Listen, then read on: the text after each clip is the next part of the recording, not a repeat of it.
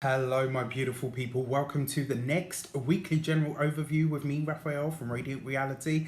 It's an absolute pleasure to have you. Thank you so much for being here. Thank you so much for joining me. If you haven't already, please don't forget to like, share, and if you should so choose and it resonates, hit that subscribe button. If you are already a continued subby, you know I love you for it. With that said, if you would like to book a personal reading with me or an FLP or a PLR session, you can do so on the website address below. If you are not on my mailing list, you are not getting that Monday magic tidbit, which this week I haven't been able to send. I sincerely apologise. Tech issues. It's this whole thing that's going on with the Uranus retrograde, driving me mad. And also, if you haven't signed up yet, don't forget the winter solstice alignment activation session. It's going to be amazing. It's going to be awesome, and it's going to set you up for 2020, which is going to be a very interesting year, as we already know. I would like to bless all of my decks of cards with all forms of love, light, peace, prosperity, and abundance, and I pray that the messages that come through are ultimately clear and concise, and they help us all on our paths to our highest vibrational good. So let's see what the week ahead has in store for us. What's the destiny card, the overarching theme or energy that comes through this week is faith. So this card is actually it's the Hierophant in the Rider-Waite deck, right? And because it talks about faith, this is what we're talking about this week. This is about that period, and it's not even a period in your life. This is about the depth of who you are, reaching out to all of the universe. What is faith? It's the ability to believe in something that we have not got proof or evidence of, right? And the Hierophant usually talks about putting in the work. So to talk about the Hierophant, right, it talks about initiation. The process of initiation is giving over faith to a specific path, to say, once I have completed a set amount of work, a set amount of steps, a set body of work, or a system of work, I then get to reach a specific point or a specific pinnacle. So the fact that we've got the faith card as the destiny card this week means this is what you need to rely on now. You need to rely on that innate part of you that has the ability to foresee, to manifest, and it's not even just about hope, because the thing about hope, sometimes hope is, not necessarily hollow. I think hope is always a good thing to have. But the difference between hope and faith is that complete certainty, that complete knowledge that whatever it is that you are waiting for, calling for, manifesting, whatever you want to call it, praying for, as the figure on there is doing, right? You have a complete unwavering depth of understanding of being able to create what it is that you want in your life, of being able to see what it is that you want in your life without having any tangible proof of it. And sometimes that's the way it is in life. Sometimes we make steps or decisions and people are like, okay, I'm not sure why you're doing that, and you can't really explain it, but deep down within yourself that you are doing the right thing, that you're making the right step for you. Having faith in yourself this week, having faith in the universe this week, and this doesn't, interestingly enough, you see how it's got all of the major symbols of the religions on the world. So you've got a cross, you've got a Star of David, you've got the symbol for Buddhism, you've got the pentacle, the yin yang. Like, there's so many different faiths on this card, which is beautiful. And what that really represents to me is that all of what you believe, right? All of whatever we believe, whatever path we follow in the world, whatever religion we subscribe to, whatever way of life, our prayers and our faith are all going towards the one central point, right? Towards that ultimate universal energy and intelligence that knows greater than us. That is the sum of all of our parts, right? It's all of us connected. So when you see this card, when you see the faith card, it's basically saying to you, have faith in yourself this week, have faith and trust in the process, right? If you're thinking to yourself, oh, this might never happen, if you're feeling that doubtful energy, if you're feeling that fearful energy, your faith can trump all of that, right? All of that this week. So this is what I ask you, and I challenge you, because remember, it is the number 5, right? Which is about challenge. It's about freedom. I challenge you this week to make your faith stronger than whatever your circumstances are. I challenge you this week to connect with like-minded souls, with people that are, people that may be even more learned than you in the ways of spirituality, people that have walked the path that you want to walk. Right, find a mentor of some sort if you can. Go and speak to a holy person, a guru of some sort. I'm not saying put your faith in them, right? Your faith has to be in yourself and the self that is connected to the divine source, in having your faith in the universe. But if you need somebody to highlight some of the path for you, then reach out, find somebody that is a man or a woman of faith, or a person of faith. Let's put it that way, to keep it in line with where we are nowadays. So on the wider world stage, the Hierophant actually represents the status quo and the structure, right? So when we're talking about what's happening on the wider world stage this week, we're probably looking at something to do with the governments. Now, interestingly enough, we've got the whole Brexit thing that is really heating up in the UK at the moment. We've got a lot of stuff that's going on in the States. The whole thing with China's going on.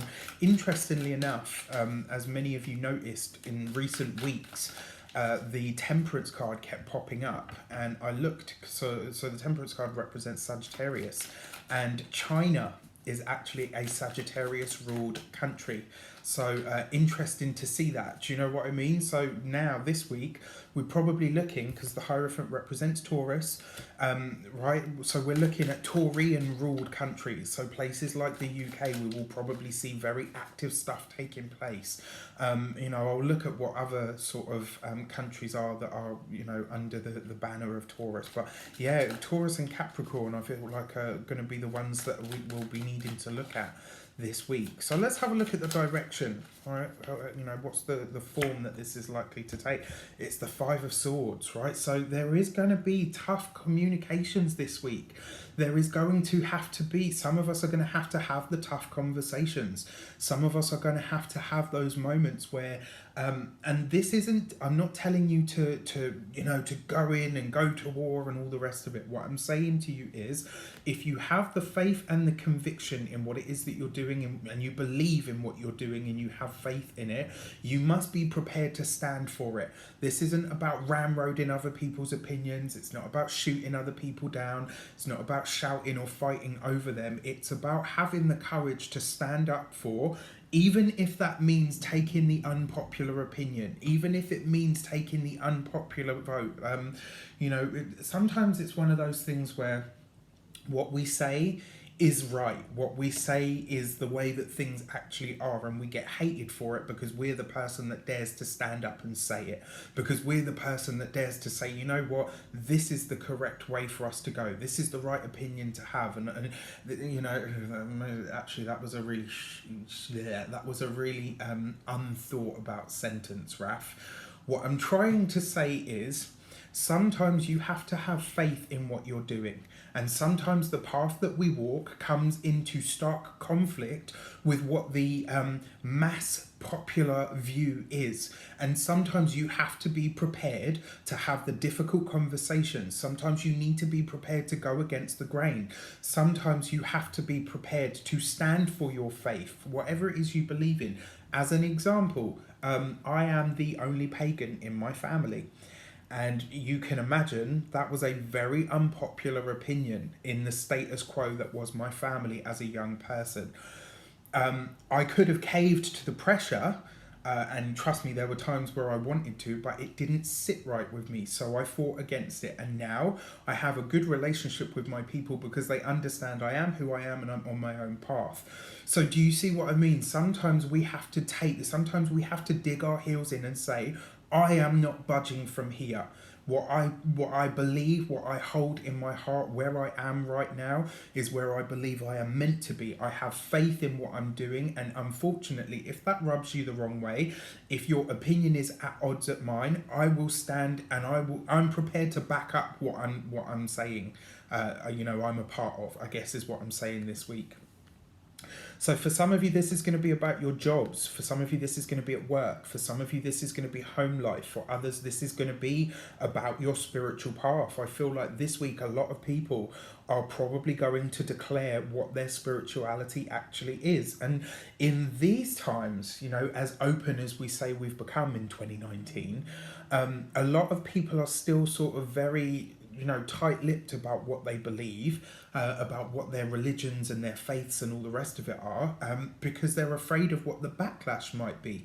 This week you might very well see people speaking up and saying, well, actually, you know what, I'm a proud ... whatever I am. On the wider world stage, these conflicts are going to bubble. We're going to see a lot of communication. There's going to be a lot of news going back and forth. And I have to say, there is going to be a lot of disinformation this week. Don't forget, we've got this whole Neptune transit that's taking place at the moment, which is making things very sort of murky, you know, like there's not a lot of clarity. So there may very well be a lot of disinformation this week. And I advise you to not rise to the occasion if it's not something that definitely is a direct conflict to you. Now, the other thing is here that's really worth noticing is the faith card, you know, or the Hierophant we talked about is the number 5, and then you've got the 5 of Swords. The number 5 is about change. It's about a change to the current way of being. It's about freedom. It's about liberation. It is an energy of chaos as well because it's an uneven number. It is the energy of change, and sometimes that change sees conflict. Sometimes that conflict is necessary in order to see the change that is trying to come through. We will be seeing this across the board this week. And you know what? My advice to you is don't shy away from it, right? Don't be afraid to have those difficult conversations. Opening up a dialogue, right? So we've just had the Empress fallout, which is Taurus ruled. Right, so we've definitely got a hit of this energy this week.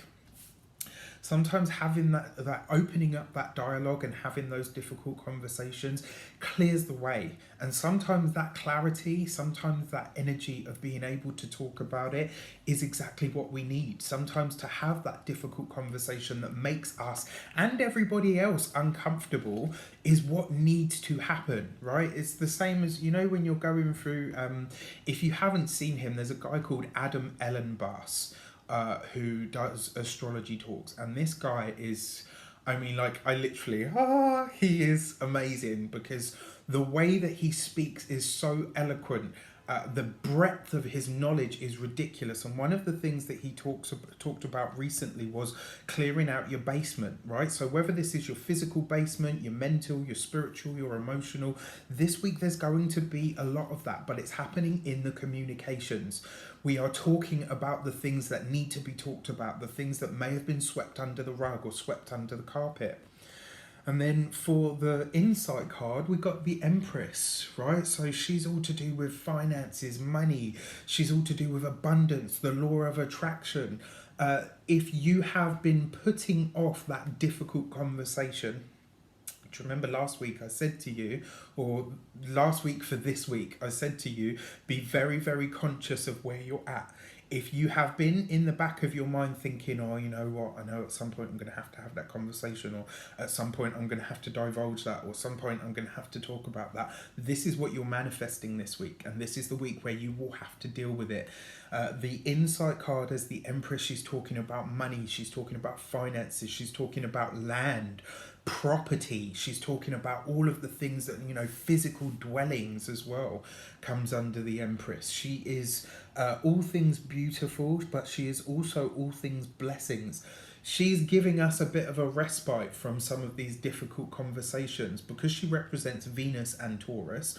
She also talks about the ability to harmonize. So if you're prepared to go through the proverbial naughty word, I'm trying to be more conscious lately of the language that I use. I think you guys know that now. But yeah, if you're willing to go through the tough stuff, if you're willing to have the conversations, the Empress is there saying, you know what, I will act as a salve and a balm. If you are willing to do the hard work, to rip off the plaster, to have the conversations, I will give you the energy that you need to soothe it once it's done.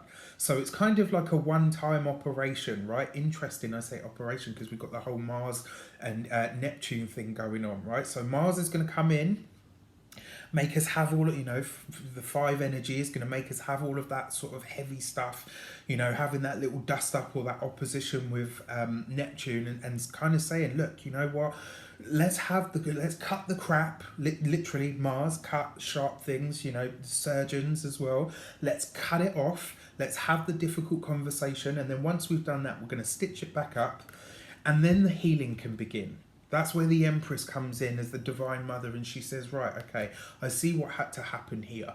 I am the ultimate feminine, right? I am the ability of acceptance and allowing all things to be as they need to be. And now I will act as the great mother matrix, the great mother healer, to add my energy so that I can smooth it off. That's Venus there, right? To say, right, okay, I'll let all the boys do what they need to do, it is what it is. And now I'm going to come in, I'm going to smooth all the edges off, right?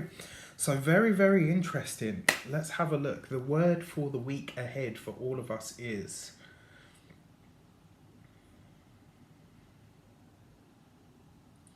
The word for the week ahead for all of us is peace. Interesting. I think that was the word last week as well. And, it really is about finding peace. It really is about finding the inner peace, and also making peace with things exactly as they are. Making peace with ourselves, making peace with others, and finding a way to really allow things to be exactly as they are. The other thing as well with this this Empress card here is the insight. I really feel like what she's offering here is the ability to be at harmony and at peace with yourself, as well as everything and everyone in the world. I wish you an abundance of all of that good stuff. Have a fantastic week. Let me know in the comments how it shapes up. Take care, and I'll see you soon.